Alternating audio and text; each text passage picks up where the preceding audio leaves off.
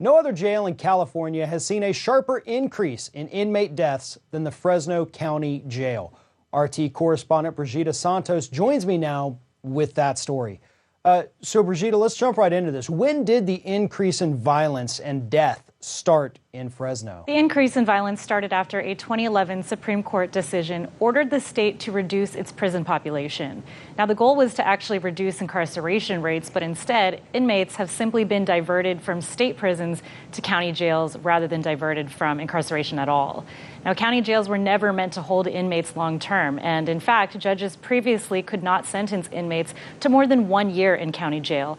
But now some inmates are serving up to 5 years or more, and county facilities simply cannot meet that kind of demand. There's been a decrease in the overload in the state prisons, so this is a direct effect of county jails are the ones becoming deadlier, right? Definitely plays a role, but it's not the only factor. Some county jails, while overcrowded, have actually not seen an increase in deadly violence or death.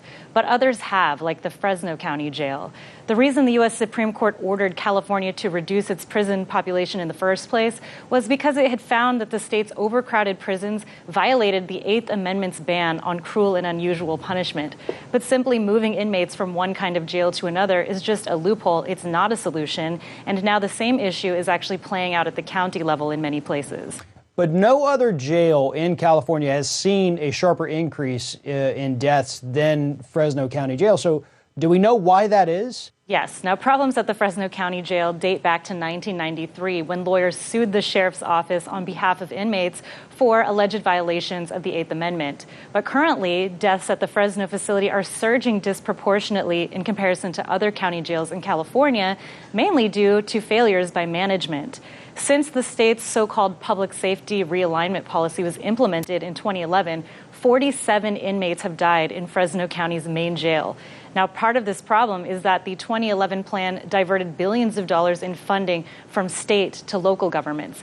But sheriffs under that policy are not required to actually use the additional money to run safer jails. Fresno County's Sheriff Margaret Mims says that there's a strong sense of apathy among her jail staff. And she even told reporters that deaths in Fresno jails are inevitable and predictable. But the kinds of deaths that are reported out of the Fresno County main jail include inmate-on-inmate violence, medical neglect, suicide, and substance withdrawal. All deaths that better management could actually try to prevent and likely prevent in many cases. So what's now being done, if anything, to stop these deaths? We know the causes. We know why this is happening. So is there anything at all being done to help these inmates? As of now, nothing substantial as far as I can tell, but there is a solution. The best one I can think of is for people to vote Sheriff Margaret Mims out of office during the next election. She hasn't faced an opponent since 2006 when she first took the job. She won again last year, and county sheriffs already have so much power and virtually no accountability. It's nearly impossible to fire them when they mismanage these prisons and jails. And when they run unopposed, that power gets even greater. Absolutely. Brigida Santos, thank you very much for telling us this story today.